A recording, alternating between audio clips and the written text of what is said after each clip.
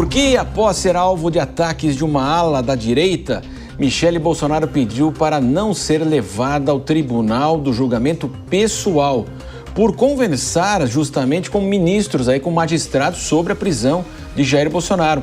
A ex-primeira-dama procurou integrantes do judiciário para tentar uma prisão domiciliar para o marido.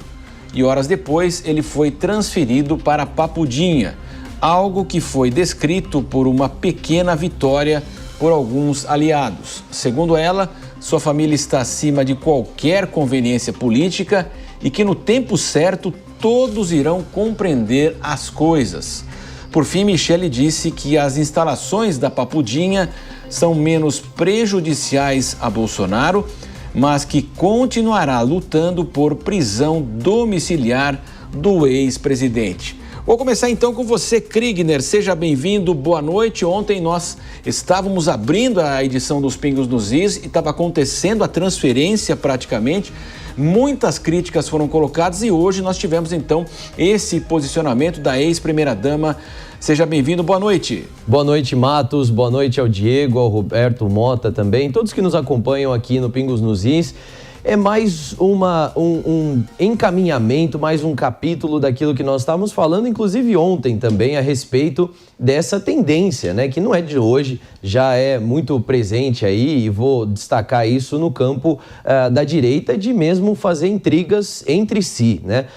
Tantas questões para serem discutidas no nosso país, tantos desafios, a iminência de uma eleição extremamente acirrada chegando aí em outubro desse ano, a possibilidade de uma reeleição do presidente Lula, desse projeto do PT, um quarto mandato só do presidente Lula, considerando o mais 1,5 aí que foi da ex-presidente Dilma, tantas coisas em jogo no nosso país e tantas vozes influentes da direita dedicadas em criticar uma esposa que foi até o juiz que pode resolver a situação do seu marido. Nós sabemos a injustiça que o presidente Bolsonaro se encontra, nós sabemos a questão da seriedade da saúde e parece que tem gente que ainda acha que tudo bem criticar a esposa, que está vendo seu marido definhar, possivelmente definhar até a morte.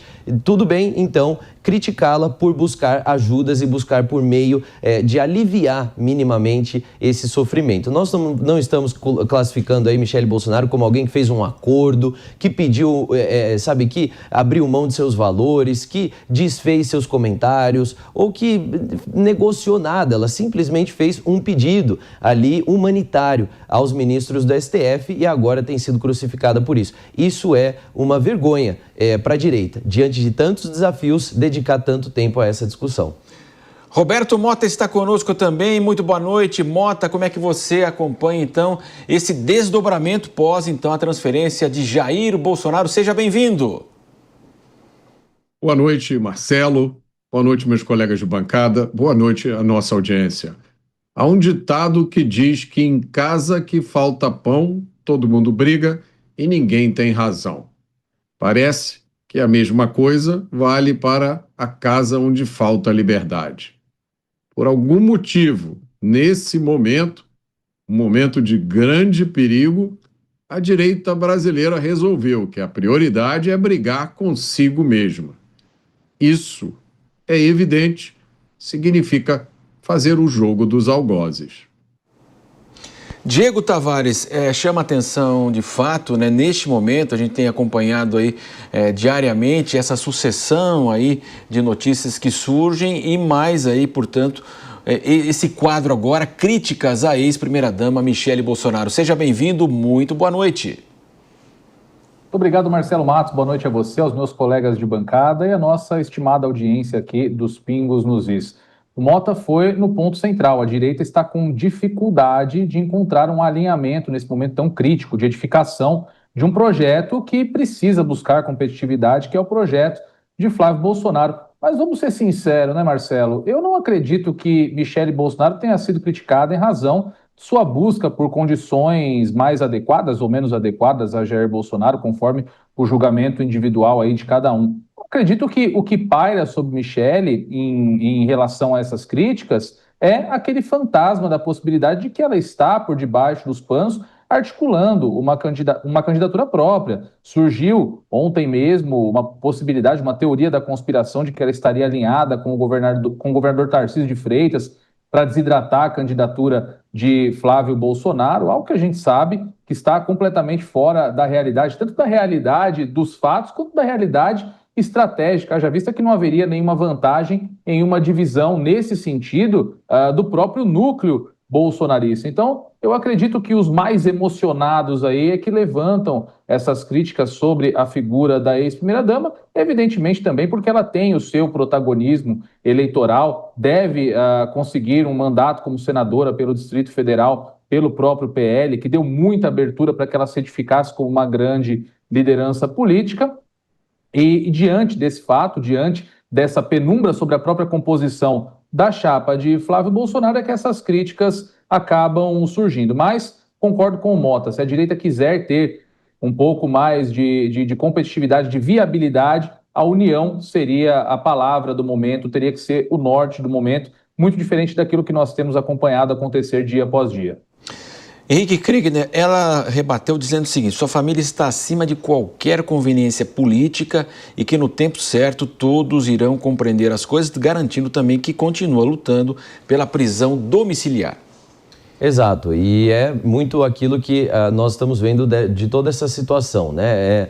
A Michele Bolsonaro tem se posicionado muitas vezes como essa pessoa responsável pelo bem-estar, tendo como prioridade o seu papel de esposa, tendo ali a prioridade que é o bem-estar do presidente Bolsonaro. Não como um presidente, não como um líder político, mas como o seu marido, né? Então ela cumprindo esse papel. É interessante, quando teve aquela coletiva de imprensa, logo quando se discutiu os próximos passos, né? Depois da queda do presidente Bolsonaro, depois muitos ali repórteres perguntando do que tinha acontecido, quais eram os problemas que ela tinha encontrado em toda a situação que ela analisou. Ela encerrou a coletiva de imprensa depois de um longo período de tempo, depois da fala do Carlos Bolsonaro, ela dizendo: olha, vocês me desculpem, mas eu não posso mais ficar aqui porque eu preciso ir fazer o jantar do meu marido que está esperando, eu preciso cozinhar e depois levar de volta para a sede da Polícia Federal. Então, nós estamos falando de uma esposa, é sim a ex-primeira-dama, é sim uma liderança política,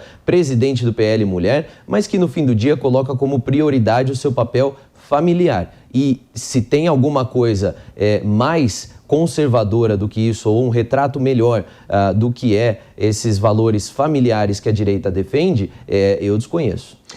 Agora, no campo da esquerda, Mota, ouvimos hoje que 68 metros quadrados, que a maioria da população brasileira não tem um apartamento de 68 metros quadrados, que estaria ótimo agora, então, portanto, para Jair Bolsonaro. Não há resposta para um pensamento como esse, Marcelo, porque ele é fundamentado na hipocrisia do pensamento de esquerda, que é olhar para o mundo de um jeito, quando interessa a ela, e olhar de uma forma completamente diferente. Eu já disse aqui, essas comparações da situação de Jair Bolsonaro com os presos comuns são absurdas. Comparar o tamanho da cela de um preso com o tamanho médio de uma habitação não tem absolutamente sentido nenhum. É a mesma coisa que você dizer, olha, o preso, um criminoso preso, tem 3 refeições por dia. O brasileiro médio não tem. Então vamos tirar refeições dos criminosos presos, para que eles fiquem iguais ao cidadão comum. É que nem dizer, olha, os criminosos do sistema penitenciário têm assistência médica e dentária. O criminoso, o cidadão comum não tem. Assim, é um argumento que não tem pé nem cabeça.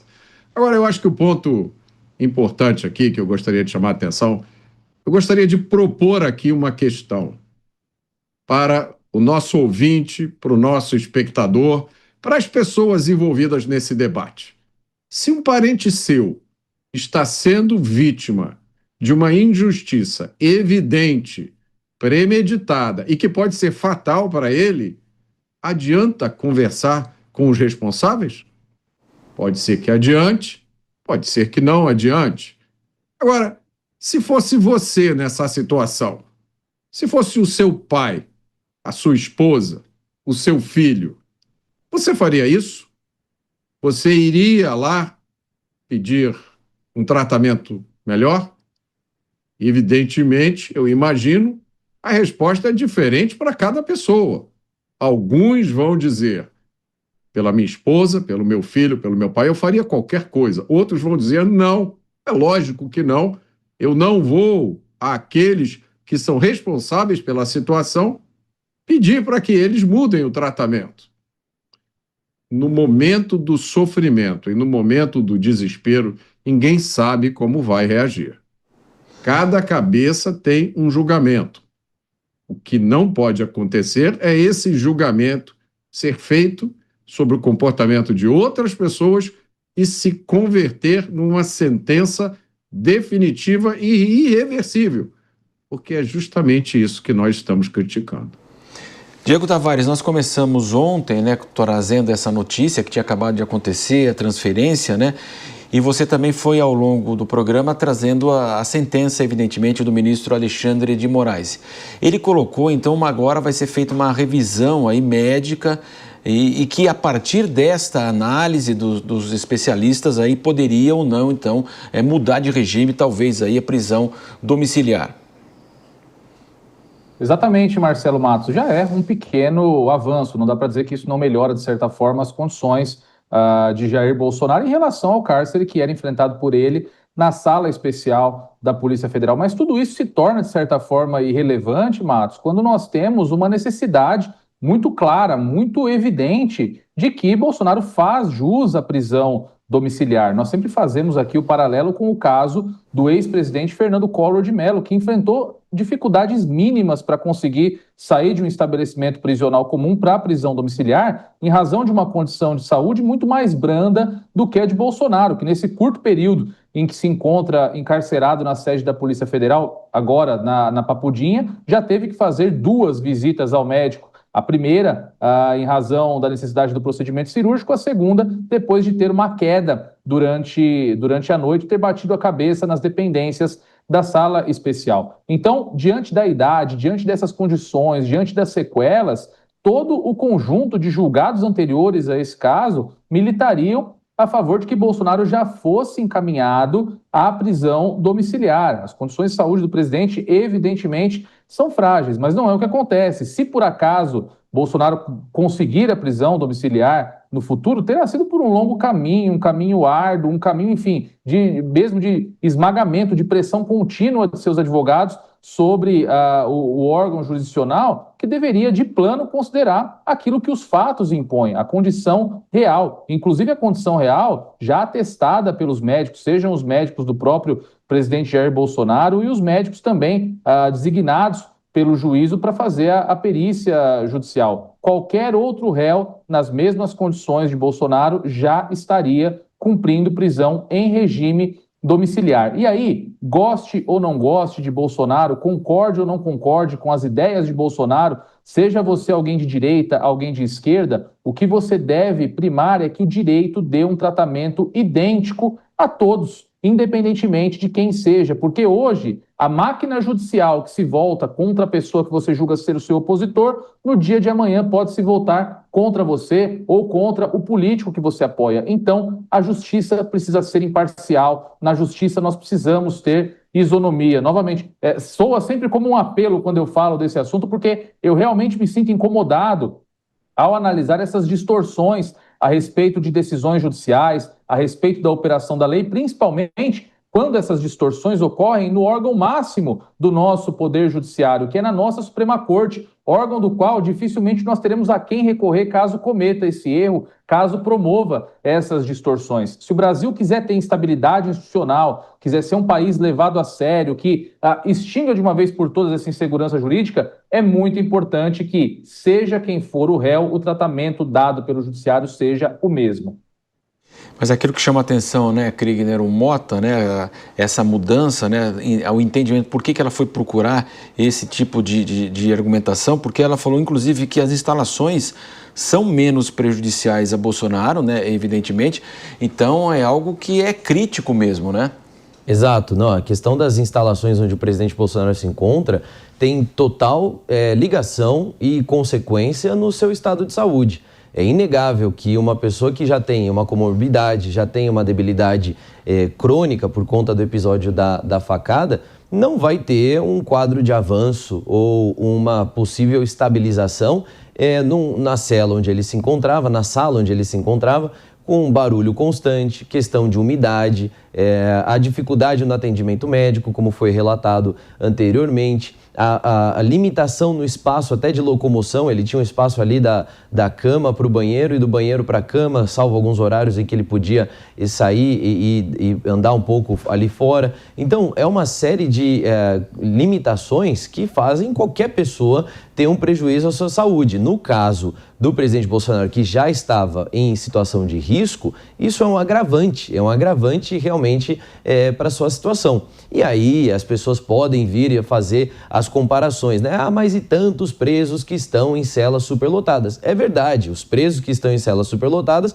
não deveriam estar em celas superlotadas. Eu defendo, na verdade, acho até interessante quando você olha o modelo de prisão feito ali pelo presidente de El Salvador, o Bukele. As celas não são superlotadas, elas não são luxuosas nem confortáveis, mas elas também não são superlotadas e tem uma série de dificuldades. Ele não tem tantas benesses quanto existe aqui no Brasil. Porém, ex-presidentes da República nunca foram tratados como preso comum. Se existe uma justificativa jurídica para fazê-lo agora, essa justificativa precisa ser explicada, mas não existe até o presente momento. E todos os ex-presidentes, e olha que nós temos muitos ex-presidentes que foram encaminhados, seja de forma temporária ou até um pouco mais prolongada, para o regime fechado. Nesse regime fechado não foi semelhante a uma pessoa que é comum que cometeu um crime. A pergunta é: por que com Bolsonaro é diferente? Em tantas outras questões, a pergunta continua sendo: por que com Bolsonaro é diferente? E aí, se tem uma outra resposta que não caia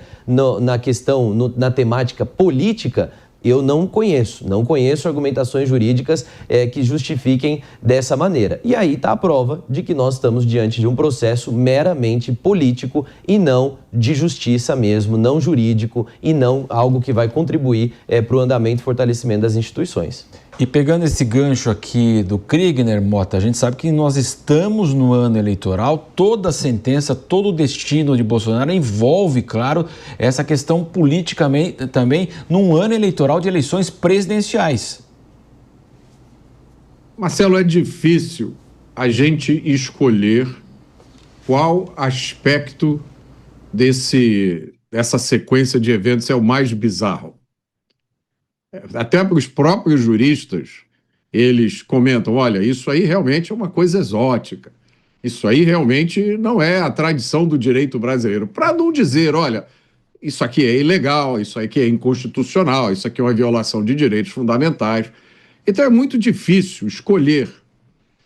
Mas então eu vou ficar com o evento mais recente, que foi essa decisão judicial transferindo Jair Bolsonaro para esse local chamado de Papudinha, uma decisão judicial que menciona comentários feitos pelos filhos de Jair Bolsonaro.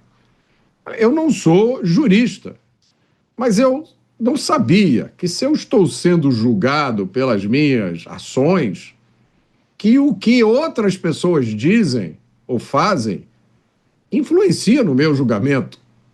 Eu não tinha ideia de que isso era compatível com os fundamentos do direito, como eu achava que os conhecia, não sendo jurista. Então, eu acho que esse processo todo tem vários momentos em que você poderia dizer: para aqui, não há mais o que discutir. Isso aqui chegou a um ponto onde todo o resto perde sentido. E eu acho que, como eu já falei aqui há muito tempo, é uma sequência de absurdos. Acontece um absurdo, a gente internaliza, normaliza, respira, vem outro. Aí você internaliza, respira e aí vem outro. Agora, o efeito cumulativo desses absurdos todos é fazer com que tudo isso perca o sentido.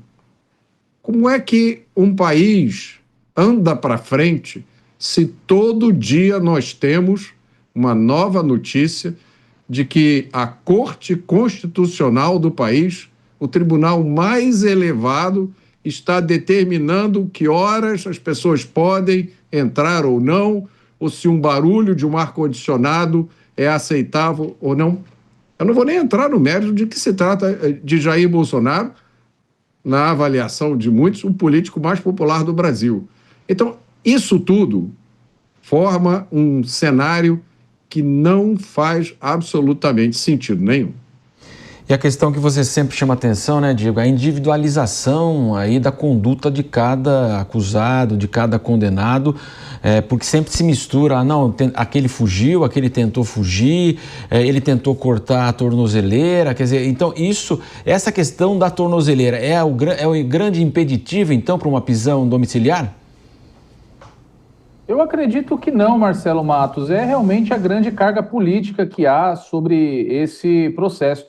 Em termos gerais, se alguém, seja preso provisório, seja alguém que esteja em qualquer tipo de liberdade em razão do cumprimento definitivo de pena, tenta romper uma tornozeleira eletrônica, isso fundamenta o retorno à prisão. Isso em qualquer caso. Talvez seja um dos únicos pontos dos quais o judiciário tenha dado uma decisão que se equaliza com aquilo que é a normalidade do direito. Mas a justificativa que foi empregada na própria decisão em que Bolsonaro foi preso na sala da PF, à época ainda não como condenado definitivo, foi a questão da vigília. Então não foi bem a questão da tornozeleira. O Bolsonaro tem pagado por muitas vezes, como nós inclusive comentamos aqui ontem, por condutas de terceiros. A própria decisão de ontem do ministro Alexandre de Moraes, que determinou que Bolsonaro fosse transferido a Papudinha, fez referências a condutas de diversos outros políticos, do senador Flávio Bolsonaro, de Carlos Bolsonaro, fez referência a falas da senadora Damares Alves, do deputado Paulo Bilinski, enfim, o Bolsonaro tem, de forma muito comum, arcado nesse processo por condutas que não são condutas dele. Na questão da tornozeleira, especificamente, o risco de fuga, em razão da fuga do ex-deputado Ramagem e também de outros de seus aliados que empreenderam expedientes no mesmo sentido. Mas o fato é que não há qualquer risco de fuga por parte de Bolsonaro. A própria questão da saúde do ex-presidente inviabilizaria, nesse momento, uma fuga. Bolsonaro está sendo tratado de forma constante em razão das sequelas que tem pela facada que tomou durante a campanha presidencial, tem diversos problemas de saúde recorrentes. Então a fuga, nesse caso, seria muito complicada e principalmente também porque se trata de uma pessoa muito conhecida, por onde alguém como Bolsonaro poderia empregar uma fuga, como empreenderam os seus demais aliados que tentaram esse tipo de expediente, o que novamente se torna um elemento totalmente dispensável no caso, porque a fuga de aliados não quer dizer que o próprio réu vá cometer uma fuga, vá tentar uma fuga. Isso vai muito ao encontro, sim, da falta de individualização de condutas, que já foi algo instalado nesse núcleo de processos que envolvem a trama golpista desde os manifestantes do 8 de janeiro. Foi uma grande crítica do processo enfrentado por aqueles manifestantes também, as condenações em bloco, os expedientes todos feitos em bloco, sem individualizar de fato qual foi a conduta de cada pessoa que respondeu por um processo e que hoje também se encontra encarcerada ou que acabou firmando um acordo e foi para sua casa. Então, de fato, nós observamos no decorrer desse processo vários capítulos nos quais nós temos distorções do processo penal, do direito constitucional, do devido processo legal, enfim, de diversos axiomas de direito que deveriam ser observados para todos os casos. Então, como Mota disse muito bem, acontece um absurdo, aí a gente passa por cima desse absurdo, já acontece outro na sequência, fica até complicado fazer a análise. A gente sempre faz uma análise da fotografia, daquilo que está acontecendo nesse momento, do absurdo do dia. Mas se formos fazer uma análise de tudo aquilo que aconteceu em todo esse vídeo, no filme inteiro desde seu início, certamente o processo que nos traz até a notícia que estamos comentando neste momento, ele é digno de todas as anulações possíveis para muitos, se não para todos os réus.